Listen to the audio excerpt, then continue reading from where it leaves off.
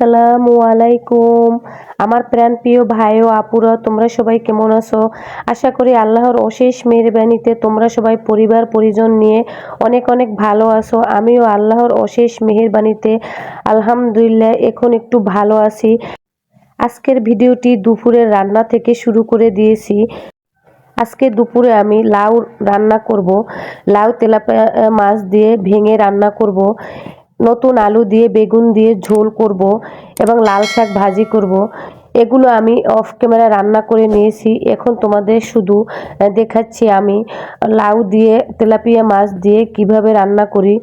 এর জন্য প্রথমে চুলা অন করে একটি প্যান বসিয়ে দিয়েছি। প্যানে পরিমাণ মতো তেল দিয়ে তারপরে থেতো করা পেঁয়াজ রসুন দিয়ে ভালোভাবে কষিয়ে তারপরে এই যে 2 টুকরা তেলাপিয়া মাছ দিয়ে দিয়েছি। মাছ 2 টুকরা কষিয়ে তারপরে আমি ভেঙে লাউ রান্না করব। এর জন্য আমি 2 টুকরা তেলাপিয়া মাছই নিয়ে নিয়েছি। তেলাপিয়া মাছ দুটি সিদ্ধ হওয়ার জন্য পানি দিয়ে ঢাকনা দিয়ে ঢেকে তারপরে 3-4 মিনিটের মতো সিদ্ধ করে নিয়েছি। এখন আমি মাছ 2 টুকরো উঠিয়ে নিয়েছি। তারপরে এই মাছ 2 টুকরো থেকে কাটা ছাড়িয়ে নিব। এখন আমি লাউগুলো দিয়ে দিচ্ছি। এই যে দেখো আমি কিভাবে লাউগুলো কেটেছি। আমি যখন মাছ দিয়ে লাউ রান্না করি দেখা যায় মাছগুলো ভেঙেই লাউ কষিয়ে রান্না করে থাকি। তোমরা কে কে এইভাবে রান্না করো? আমার প্রিয় ভাই ও আপুরা আমাকে জানাবে কমেন্টে। আমি যে মাছ 2 টুকরো উঠিয়ে নিয়েছিলাম অফ ক্যামেরায় আমি সেগুলো থেকে কাটা ছাড়িয়ে এখন লাউয়ের ভিতর দিয়ে দিচ্ছি। তারপরে আমি ভালোভাবে নাড়াচাড়া করে লাউয়ের সাথে মিশিয়ে দিব। তারপরে ঢাকনা দিয়ে ঢেকে আরও 4-5 মিনিটের মতো রান্না করে নিব। তারপরে আমি টমেটো, কাঁচামরিচ এবং নামানোর আগে কিছু ধনেপাতা কুচি দিয়ে এইভাবে লাউগুলো রান্না করে নামিয়ে ফেলবো। আমরা মেয়েরা শুধু এই যে রান্না করতে পারি, ঘর গুছাতে পারি, স্বামীর সংসার সামলাতে পারি, সন্তান লালন করতে পারি, এইগুলি শুধু করতে পারি তা না। আমরা মেয়েরা কি না করতে পারি। আমরা মেয়েরা প্রত্যেকটা কর্মস্থলে পুরুষের পাশাপাশি আমরা মেয়েরা সমান তালে কাজ করে যাচ্ছি। আমরা মেয়েরা শুধু রান্না করতে পারি তাই না, আমরা মেয়েরা সব কিছু করতে পারি।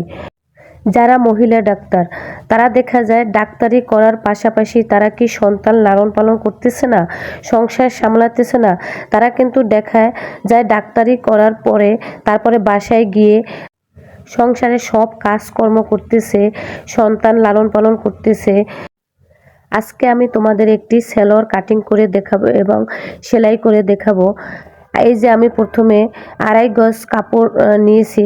এই কাপড়টা এখন আমি 4 ভাঁজে ভাঁজ করে নিয়েছি। তারপরে এখন কিভাবে কাটতেছি তোমাদের সাথে শেয়ার করতেছি। এখন আমি হিপের জন্য আমার মাপের পরিমাণ মতো নিয়ে নিচ্ছি।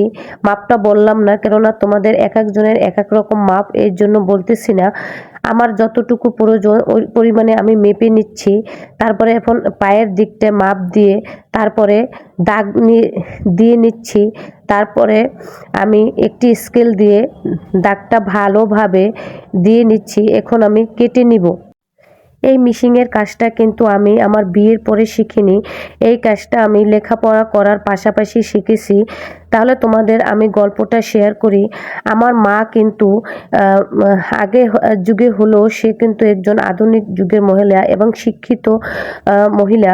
আমার মা যখন আমি এসএসসি পাস করি তখন আমাকে দর্জি কাজ শিখায়। আমার মা বলতো যে রেজাল্ট দিতে এখনো সময় দেরি আছে, রেজাল্টের যে কয়টা দিন থাকে এই কয়টা দিন বসে থাকবা কেন, কিছু একটা হাতের কাজ শিখো। তখন আমার মা আমাকে দর্জি কাজ শিখায়।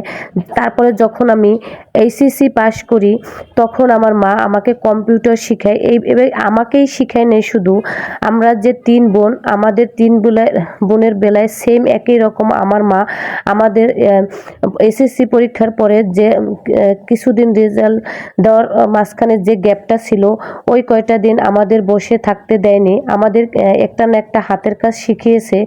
এখন দেখো আমার মায়ের এই কাজটা কিন্তু কাজে লাগছে না, এখন কিন্তু আমার সংসারে কাজে লাগছে। এই কাজটা যদি আমি শিখে না রাখতাম, দেখা যায় এখন আমার নিজের কাপড় চোপড়টা কিন্তু আমি নিজে বানাতে পারতাম না। আবার সংসারে টুকটাক অনেক কিছু সেলাই করতে হয়, সেগুলো কিন্তু আমি এখন করতে পারতেছি। আবার যখন আমার মা আমাকে কম্পিউটার শিখাইছিল এসএসসি পাস করার পরে, তখন কিন্তু আমি চাকরি করিনি। এখন বিয়ের পরে দেখা যায় আমার ছেলেকে শিখাইতে পারতেছি। আবার অনেক সময় দেখা যায় বিপদ আপদে এই কম্পিউটারটা কিন্তু আমার কাজে লাগতে পারে। আমার মা যদি এই কাজগুলো আমাকে না শিখাইতো বা এইভাবে আমাকে গড়ে না তুলতো, তাহলে কিন্তু আজ এই কাজটা আমি করতে পারতাম না। ওই সময়ে কিন্তু আমি লেখাপড়ার পাশাপাশি রান্নাটা শিখিনি, বিয়ের পরে রান্নাটা শিখেছি। এখন দেখা যায় আমি ঘরে কাজগুলো করতে পারি রান্না করার পাশাপাশি। এখন দেখা যায় এই কাজগুলো শেখা আছে দেখেই কিন্তু এই কাজগুলো আমি এখন সংসারে কাজে লাগাতে পারতেছি। আর যদি এই কাজটা আমি না শিখতাম, তাহলে দেখা যায় আমি এই কাজগুলো এখন করতে পারতাম না। পায়জামাটা সেলাই করতে করতে ওদিকে সুতাটা ছিঁড়ে গিয়েছে। এখন আমি সুতাটা লাগিয়ে নিয়েছি। এই আমি যেইভাবে পায়জামাটা সেলাই করতেছি, এইভাবে পায়জামা সেলাই করলে দেখা যায় 10 মিনিটের বেশি সেলাই করতে সময় লাগে না। অনেকে দেখি অনেক কঠিনভাবে পায়জামা সেলাই করে থাকে। আমি এইভাবে পায়জামা সেলাই করে থাকি, আমার 10 মিনিটের বেশি সময় লাগে না। এখন আমি কোমরে যে রাবারটা লাগাবো সেই বর্ডারটা দিয়ে নিচ্ছি। আমি মোটা রাবারগুলো দিয়ে পায়জামা পরতে পারি না, কেননা ওই রাবারটা দেখা যায় লুজ লুজ লাগে, কিছুদিন পরে দেখা যায় আস্তে আস্তে বলে যায়। এর জন্য আমি সবসময় চিকন রাবার দিয়ে পায়জামা পরে থাকি। আমি আবার টাইট না করে পায়জামা পরতে পারি না। এখন আমি নিচের সেলাইটা দিয়ে মাঝখানের সেলাইটা দিয়ে নিচ্ছি, কেননা উপরে একটা রাবার নিচে একটা রাবার, 2 রাবার দিয়ে আমি পায়জামাটা বানাবো। এখন পায়ের নিচের বর্ডারটা দিয়ে নিচ্ছি। আমার এক যা আছে, সে প্রাইমারি স্কুলের হেডমাস্টার। সে এই ভাবি কিন্তু দেখা যায় সকালবেলা রান্না বাড়ি করে সংসারে তারপরে স্কুলে যায়, আবার সেই বিকাল 5টার দিকে স্কুল থেকে আসে, তারপরে এসে আবার তার কিন্তু একটি ছেলে একটি মেয়ে, এই বাচ্চাদের সামলায়। আবার 2টা বাচ্চাই স্কুলে লেখাপড়া করে, ওদের লেখাপড়া সামলাতে হচ্ছে, আবার এসে সংসার সামলাতে হচ্ছে। সে কি করতেছে না, সে দেখা যায় জব করার পাশাপাশি আবার সংসার সামলাচ্ছে। তার এই ছোট 2 বাচ্চাকে কিন্তু দেখার মতো কেউ নেই। ভাবি কিন্তু তার এই 2 বাচ্চাকে সাথে করে নিয়ে যায়, আবার আসার সময় স্কুল থেকে সাথে করে নিয়ে আসে। এইভাবেই দেখা যায় সে সংসার করার পাশাপাশি আবার একটি জব করতেছে।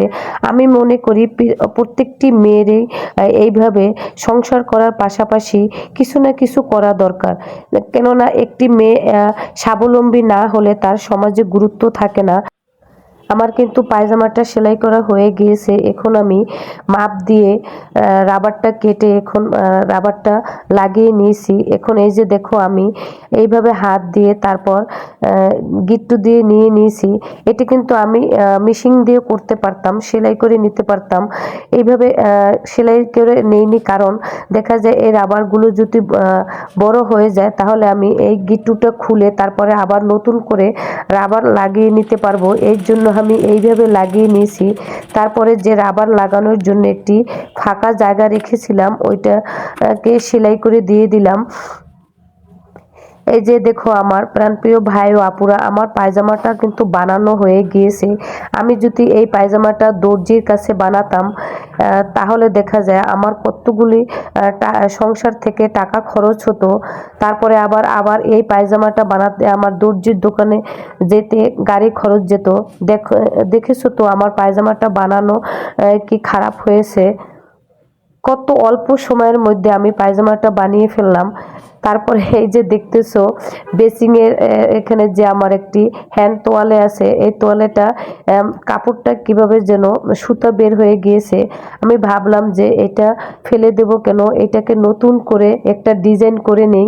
তারপরে আমি একটা এই কাপড়ের সাথে সেম একটি কাপড় টুকরা পেয়ে গেলাম। এই কাপড়টাই এখন এই হ্যান্ড তোয়ালের সাথে লাগিয়ে নিচ্ছি। আমার যদি এই মেশিনের কাজটা জানা না থাকতো, তাহলে কিন্তু দেখা যায় আমি এই কাজটা করতে পারতাম না। আবার শুধু শুধু দেখা যায় এই টাকাটা আমার সংসার থেকে খরচ হয়ে যেত। দেখা যায় আমি এই কাজটা জানি বলেই বিধায় এই কাজটা সেলাই মেশিন দিয়ে করে নিতে পারতেছি। আমি দেখো কিভাবে এই কাপড়টা লাগিয়ে নিচ্ছি। প্রথমে উল্টো পাটে, তারপরে কাপড়টা ভাও পাটে ধরে প্রথমে সেলাই করে নিয়েছি। এখন উল্টো পাট করে তারপরে বর্ডারটা লাগিয়ে নিচ্ছি। এইভাবে আমি পুরো হ্যান্ড তাওয়ালেটা সেলাই করে নিব। তারপরে তোমাদের দেখাবো কিভাবে এটা দেখাচ্ছে।